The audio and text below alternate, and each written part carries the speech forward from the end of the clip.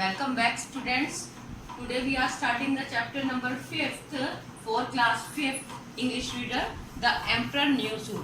यानी कि एक राजा उसका नया सूट। सूट मीन्स जो आपके पैंट और शर्ट को या कोई भी ऐसा सूट जिसका कोट पैंट भी हो सकता है, सलवार सूट भी हो सकता है, लेकिन जो राजा पहनेगा तो जाहिर सी बात है कि वो पैंट सूट होगा। तो राजा के लिए नया suit. Okay student, let's start the reading. I will tell you the summary of this chapter also. Once upon a time there lived an emperor who was very vain. यहाँ से लेकर हम first paragraph की बताएंगे। Dresses to him the emperor suit, new suit. इसका मतलब है कि राजा का एक नया सूट। एक राजा, एक सम्राट था जो बहुत ही इस चीज़ में विश्वास करता था कि उसके पास रोज़ नए कपड़े होने चाहिए। उसको बहुत नए कपड़ों का शौक़ रहता था, नए कपड़े पहनने का। उसके महल के बड़े बक्से चमकदार सूटों से भरे हुए थे। उसकी वार्डरोब्स यानी कि जो उसकी अलमारियाँ थी, सूती, रेशमी और ऊनी कपड़ों से भरी रहती थी। दुनिया के हर कॉर्नर से, मतलब दुनिया के हर शहर से व्यापारी उनके लिए शानदार शाही कपड़े बेचने के लिए उनके राज्य में पहुंचते थे। एक दिन दो बुनकर उनके महल में आए। कोर्ट मीन्स होता है महल। यहाँ पे मैंने ना हर मीनिंग को लिख दिया है जिससे आप लोगों को कोई दिक्कत ना हो। तो वो बहुत ही बड़े ठग थे जो दो बुनकर आए थे। बुनकर वो होते हैं जो कपड़ा बुनकर तैयार करते हैं, क्योंकि राजा को हैंडमेड कपड़े ही पसंद थे। तो जो दो आए थे वो बहुत बड़े ठग थे। उन्होंने बताया राजा को कि हम बहुत ही अद्भुत कपड़े बना सकते हैं। आपके सूट के लिए हमारे पास जो कपड़ा है वो केवल उन लोगों को दिखाई देगा जो केवल चतुर होंगे या अपने काम के लिए ईमानदार होंगे। बादशाह ने दोनों बुनकरों को आदेश दिया, ठीक है। वो भी चाहता था कि मेरे पास अगर ऐसे कपड़े होंगे जो केवल होशियार और ईमानदार लोगों को दिखाई देंगे तो इससे उसे ये भी पता चल जाएगा राजा को कि मेरे राज्य में कौन मतलब काम के प्रति विश्वासघात करता है और कौन अपने काम में आलसी है। बुनकरों ने ऐसा बोला कि वो कपड़े जो वो बनाएंगे वो केवल उन लोगों को दिखाई देंगे जो बहुत ही चतुर होंगे, ईमानदार होंगे और अपने काम के प्रति सिंसियर होंगे, मतलब उदार होंगे, अपने काम को बहुत अच्छे से करेंगे। The emperor at once order to weavers, जो राजा था उसने दोनों बुनकरों को आदेश दिया कि वो उसके लिए बहुत ही कपड़े मतलब तैयार करें, बहुत अच्छे से सूट बनाएं उनके। तो अब नेक्स्ट पैराग्राफ स्टार्ट करते हैं। I will make you suit the such cloth. तो जब बादशाह ने उन्हें कपड़े बनाने के लिए कहा और ये भी कहा कि साथ में कि केवल जो हम कपड़े बुनेंगे वो केवल ईमानदार लोगों को ही, परिश्रमी पुरुषों को ही दिखाई देंगे। तो राजा को भी लगा कि ठीक है, मैं भी उस सूट को पहन के कम से कम आलसी लोगों को ढूंढ लूँगा, जिससे उसे भी पता चल जाएगा कि उसके राज्य में कौन कौन मतलब ढंग से काम नहीं करता। He asked the prime minister. अब उसने अपने प्रधानमंत्री से कहा कि तुम उन्हें, दोनों बुनकर जो थे उनको कुछ पैसे दे दो और अन्य सुविधाएं भी उनको मतलब मुहैया करा दो। मतलब ये था कि मतलब उन्हें एक बड़े से हॉल में रखा गया और वहाँ पर उनको दो करघे कहते हैं, एक तरह से चरखा जो होता है जिस पे कपड़ों की बुनाई की जाती है, करघे होती हैं। तो उन्हें एक बड़े से कमरे में दोनों बुनकरों को रखा गया वहाँ पे और उनको दो चरखे भी लगा कर दिए। अब उन every day they started the working in the morning. उन्होंने काम करना शुरू कर दिया, लेकिन उसमें देखो क्या था कि जो चरखे थे उन पर कोई धागा था ही नहीं। Start the next paragraph. The emperor were very impatient से लेकर हम यहाँ तक पढ़ेंगे a bright colour of the clothes तक। जो सम्राट था, जो राजा था, वो अपने नए कपड़ों को देखने के लिए बहुत ही उत्सुक था। मतलब उसको लग रहा था कि कैसे भी करके मेरे जल्दी से नए कपड़े मेरे पास आ जाएं। तो एक दिन उसने अपने काउंसलर जो होता है, एक तरह से सर्वेंट भी कह सकते हो, मंत्री भी कह सकते हो, तो उसने बुनकरों के पास उसको भेजा,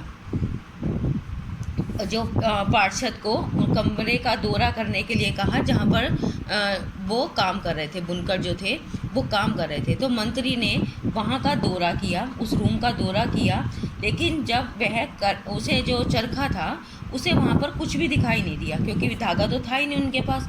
तो जब उन्होंने चरखा देखा तो उन्हें जब वहाँ पर उन्हें कुछ नहीं दिखाई दिया, तो उसकी जो सर्वेंट गया था वहाँ पे, उन्होंने देखा और उनकी आंखें खुली की खुली रह गई। मतलब वो ये चाहता था कि ऐसा क्या हो सकता है कि ये बिना धागे के क्या बुन रहे हैं।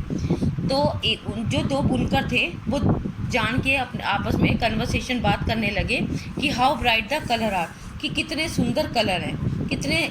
बुनकर में से एक ने कहा, क्योंकि वो भी अपने आप को, उन्होंने बोला था ना कि पहले कि वो केवल उन्हीं को दिखाई देगा जो ईमानदार होंगे। तो बुनकर ने सोचा अगर हम ये तारीफ़ नहीं करेंगे तो हमें भी लोग बेवकूफ़ समझेंगे, तो हम तो ईमानदार हैं। तो उन्होंने आपस में बात करी कि वाह क्या कितना प्यारा धागा है, और इसका धागे का जो टेक्सचर है, जो कितना मतलब कपड़ा जो है वो कितना मुलायम है। अगर मैं कहता हूँ कि करगे पर कुछ नहीं है तो मैं बेवकूफ़ माना जाऊँगा, क्योंकि वो कह रहे थे कि हमें तो बेवकूफ़ दिखना ही नहीं। तो आपस में उन्होंने बात करी कि अगर मैं ऐसा बोलूँ कि करगे यानी कि चरखे पर कुछ नहीं है तो वो लोग सोचेंगे कि मैं बेवकूफ़ हूँ, और वो अपने आप को ऐसा नहीं बुलवाना चाहते थे। उसका जो टेक्सचर था, सॉफ्ट टेक्सचर मीन्स मुलायम कपड़ा जो होता है, और ब्राइट कलर यानी कि बहुत ही सुंदर लग रहा था, कि ऐसा देखने में कि कपड़ा बहुत ही मुलायम और कलरफुल है। अब जो वहाँ पे पादरी गया था, पार्षद गया था वहाँ पे, अब उसने सोचा अगर ये सब समझदार हैं तो अगर मैंने ये कहा कि मुझे मतलब चरखे पर धागा दिखाई नहीं दे रहा तो लोग मेरे को बेवकूफ़ समझेंगे। तो उसने भी उनको दोनों को देख के उसने भी कहना शुरू कर दिया कि वाह क्या मुलायम कपड़ा है, कितने प्यारे कलर हैं। उन्हें भी उन कपड़े की सराहना करनी शुरू कर दी जो कपड़ा उन्हें दिखाई ही नहीं दे रहा था। अब ये सम मोर डेज पासिस से अब हम पढ़ेंगे वीविंग ऑफ द क्लॉथ्स। अब देखो यहाँ पे है कि सम मोर डेज, यहाँ पर कुछ दिन और बीत गए थे और कपड़ा जो था वो अभी तक तैयार नहीं हुआ था। ऐसे में जो राजा था, सम्राट था, उसने अपने प्रधानमंत्रियों को बुलाया और उन्हें बुनकरों के कमरे में भेजा। प्रधानमंत्री खाली, जब वो वहाँ पे गए उनको भी जो चरखा था वो खाली दिखा, तो उन्हें खाली चरखे को देखकर वो भी चकित रह गए। लेकिन वे अज्ञानी और निष्ठावान व्यक्ति नहीं कहलाए। क्यों? क्योंकि अगर वो ये कहते कि चरखे पर कुछ नहीं है तो वो ईमानदार ना माने जाते, इसलिए उन्होंने भी झूठ बोल दिया। इसीलिए उन्होंने कहा ओह क्या आश्चर्य है।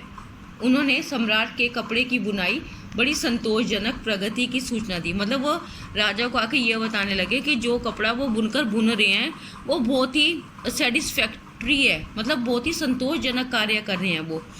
तो राजा इस सब बात को सुनकर बहुत ही खुश हो गया। 1 वीक पास से लेकर हम यहाँ तक पढ़ेंगे वर्थलेस क्रिएचर। देखो ए वीक पास्ट, यहाँ पे ये था कि 1 हफ्ता बीत चुका था। अब राजा धैर्य रखने के लिए मतलब बिल्कुल उत्सुक था वो कि उससे अब धैर्य रखा ही नहीं जा रहा था। वो चाह रहा था कि 1 हफ्ता बीत गया, ऐसा वो क्या बना रहे हैं। सो वन डे, एक दिन, विद ऑल हिज कॉर्टियर यानी कि अपने सारे दरबारियों के साथ राजा जो था वो उस बुनकरों के कमरे में गया। मतलब राजा ने अपने दरबारियों के साथ उस कमरे का दौरा किया। सम्राट के साथ साथ उनके जितने भी दरबारी साथ गए थे, सबको वहाँ दिख रहा था कि जो चरखा है वो बिल्कुल खाली है। लेकिन सब ने खाली चरखा देखने के बाद भी किसी ने वहाँ पर कुछ नहीं कहा। राजा भी चुप रहा। उसे लगा कि अगर सबको वहाँ पे कुछ दिखाई दे रहा था तो मुझे क्यों नहीं दिखाई दे रहा।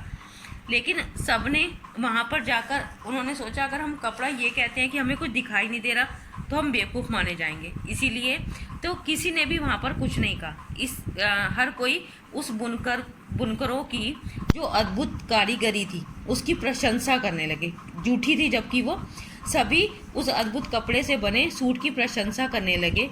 जबकि अब राजा सोचने लगा कि मुझे भी उस चरखे पर कुछ दिखाई नहीं दे रहा। लेकिन इसके बावजूद राजा भी जो था वो बिल्कुल चुप रहा। उसे भी लगा कि अगर मैं ऐसा बोलता हूँ तो क्या मैं खुद मूर्ख हूँ। नेक्स्ट डे द वीवर्स, अब हम यहाँ तक पढ़ेंगे they all begin to flatter him. अगले दिन बुनकर ने, जो 2 बुनकर थे, उन्होंने राजा के दरबार में एक बहुत बड़ा सा बक्सा लाए उन्होंने बड़े बॉक्स से सम्राट के लिए एक नए सूट को बाहर निकालने का नाटक किया, जबकि ना तो कोई कपड़ा बना था, और उन्होंने मतलब ऐसे ही अपने खाली हाथों से कुछ ऐसे ऐसे करके ऐसे ऐसे करा नाटक कि उन्हें लगे कि वो बॉक्स में से कोई कपड़ा निकाल रहे हैं। तो वो जो थे वो नाटक करने लगे। उन्होंने नौकरों को अपना साथ में ले लिया ताकि वो उनकी मदद करें उस नए सूट को निकालने में। सम्राट ने पहले अपने सम्राट को कहा गया कि तुम अपने पुराने कपड़े जो आपने पहन रखे हैं उसे निकाल दो। तो सम्राट ने पहले अपने पुराने कपड़े निकाल दिए और फिर अपने हाथों में कुछ भी नहीं, ये तो पता था राजा को कि मेरे हाथ में कुछ नहीं है, लेकिन फिर भी वो इस तरह से वो भी अपने सूट को पहनने के सीन करने लगा कि मैं कोई सूट जो है कोई कपड़ा पहन रहा हूँ। और नौकरों को दरबारियों की मदद से राजा को वो सूट पहनाया गया। फिर राजा को एक शीशे के पास ले जाया गया जिसमें राजा ने अपने जो प्रतिबिंब था यानी कि अपनी जो शक्ल थी उसे देखी। तो राजा को जब शीशे में देखा उसने तो वह नग्न खड़ा था। नग्न मीन्स होता है कि विदाउट क्लोथ्स, इसीलिए ये देखा उसने, लेकिन वो चुप रहा, वो खुद भी चुप रहा। उसने देखा कि ऐसा क्या कि सब लोग चुप खड़े हैं, और अपने उस जो उसके दरबारी थे उन्होंने उस नए सूट की प्रशंसा करनी शुरू कर दी कि वाह वाह क्या सूट बनाया है, आपके इस अद्भुत सूट को देखकर राजा बहुत ही सुंदर लग रहे हैं, वाह क्या दुर्लभ सूट है। लोग जो दरबारी थे उन्होंने राजा की चापलूसी करते हुए उन बुनकरों की तारीफ करनी शुरू कर दी। एट लास्ट यहाँ से अब हम पढ़ेंगे बिफोर हिम तक, कि अंत में जो सम्राट था वो अपने पादरियों के साथ, मंत्रियों के साथ भी कह सकते हो, came out in the street. अब वो बाहर गलियों में से निकला क्योंकि वो भी जानना चाहता था कि लोग जो सूट है वो किस किस को दिखाई दे रहा है। उसने एक तरह से जो राजा का एक तरह से ये कह लें कि पीछे जो प्रजा चलती है और आगे राजा चल रहे थे, एक तरह से एक जुलूस समझ लो। जो जुलूस निकाला वो बहुत ही पॉम्प एंड शो मतलब बड़ी धूमधाम और जोश के साथ निकाला, और जो उस कस्बे की गलियों में से निकला, मतलब जहाँ राजा रहता था उस शहर की छोटी छोटी गलियों में गया। वहाँ शहर में लोगों ने बहुत ही शोर मचाया, लोग बहुत खुश थे राजा को देख के, जिसमें जो राजा था वो आगे चल रहा था और लोग पीछे चल रहे थे, और वो बड़े हर्ष और उल्लास के साथ वहाँ से गए। All the subject bound before him, और सभी सब्जेक्ट मतलब एक तरह से उनके सभी विषय जो थे उनके सामने वो झुके हुए थे। जो लोग मतलब राजा के सामने एक तरह से उनकी प्रजा जो थी जो उनको देखकर आगे की तरफ झुकती जा रही थी। ये हमारा लास्ट पैराग्राफ है। व्हेन ही पास्ट से लेकर अब हम यहाँ तक पढ़ेंगे देयर सेल्फिश मोटिव्स पे। जब राजा जो था अपनी प्रजा के पास से गुजर रहा था तो लोग जोर जोर से चिल्लाने लगे, ओ बादशाह अपनी नई ड्रेस में बहुत ही सुंदर और स्मार्ट लग रहे हैं। और ये अन्य मतलब सब देख रहे थे और सब चिल्ला रहे थे जोर जोर से। और एक तो बड़ी जोर से चिल्लाया कि मैंने अपनी ज़िंदगी में कभी भी ऐसा इतना बढ़िया सूट मैंने नहीं देखा है। लेकिन जो सम्राट था यानी कि जो राजा था वो सब एक बच्चा जोर से चिल्लाया कि राजा तो न्यूड है, मतलब उन्हें ये था कि राजा तो नग्न है, जो विदाउट क्लोथ्स ही था। उसमें से एक बच्चे ने जब चिल्लाया तो राजा को भी एहसास हुआ कि मुझे भी कुछ नहीं दिखाई दे रहा था। लेकिन लोगों को यह भी एहसास हुआ कि जो बच्चा चिल्ला रहा है कि वो तो वास्तव में ही सच्चा था, क्योंकि बच्चे को तो पता था कि राजा विदाउट कपड़े थे। तो उसे लगा, और बादशाह ने भी जब ये सुना तो उससे रुका नहीं गया, और वह अपने ही मतलब जो सड़कों पे घूम रहा था वो तुरंत ही वापस गया और अपने दिल ही दिल में ये सोचने लगा कि वो जो बच्चा है वो कितना मतलब निस्वार्थ था। उसे जो दिखाई दे रहा था उसने केवल वही सत्य बताया, और जो मेरे दरबारी थे वो कितने चापलूस हैं। उन्हें मतलब पता था कि कोई कपड़ा नहीं है, मैंने कोई कपड़े पहने भी नहीं, केवल अपनी ईमानदारी मतलब ये बताने के लिए कि हम बहुत ईमानदार हैं और हम बहुत अच्छा काम करते हैं, उन्होंने मेरा यूज़ किया और मेरे को मतलब एक तरह से बेवकूफ़ बनाया। राजा जब वापस आ रहा था तो वो मन ही मन ये सोच रहा था कि उससे इन सब स्वार्थी लोगों से तो वो छोटा बच्चा ही बेहतर है जो अपने स्वार्थ के लिए राजा की चापलूसी करते थे। कौन? जो उनके दरबारी थे। तो मैं लास्ट में यही कहना चाहूँगी, एक स्टोरी एक ऐसे राजा की थी जिसको मतलब जो बहुत ज़्यादा शौकीन था कपड़ों का, और जो उसने ठगों द्वारा ठगा भी गया। और इस स्टोरी से हमें जो मोरल मिलती है, मतलब जो शिक्षा मिलती है, the moral of this story is that we can't let pride keep us from speaking up when we know the truth. It means कि जब हम जानते हैं, हमें पता है कि क्या सच है, वहाँ पर पूरे जो जितने भी दरबारी थे, जितने भी, यहाँ तक कि राजा खुद भी, जब वो देखने गया वहाँ पर कि ऐसा कोई कपड़ा वहाँ पर बुन ही नहीं रहा, जब सबको दिखाई दे रहा था कि वहाँ पे कोई धागा नहीं है ना, और मतलब केवल एक राजा की नज़रों में अच्छा बनने के लिए, और राजा ने भी ये सोचा कि अगर मैं दरबारियों के सामने ये कह दूंगा तो मैं ईमानदार नहीं माना जाऊंगा, मतलब सब कुछ जानते हुए कि वहाँ पर कुछ भी नहीं है। तो केवल एक तरह से ये कल्पना थी राजा की कि मेरे लिए कोई सूट बन रहा है। तो इसलिए हमें हमेशा सत्य को बोलना चाहिए। अगर वो उस समय राजा बोल पाता या उनका कोई मंत्री बोल देता तो शायद ये इतनी बड़ी, पर वो ये इतनी बड़ी स्टोरी फंटास्टिक सी तुम्हारे लिए नहीं आती। इसलिए हमेशा सत्य के लिए बोलना चाहिए। तब तक के लिए thank you, bye bye, take care. और नेक्स्ट वीडियो के लिए बेटा आप लोगों को सबको सब्सक्राइब करना होगा, चैनल को सब्सक्राइब जरूर करें।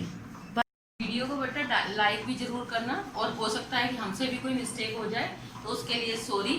और अगर वीडियो पसंद आए तो लाइक और सब्सक्राइब जरूर करना, ताकि आपके पास नेक्स्ट वीडियो अपने आप से आ सके। तब तक के लिए टेक केयर।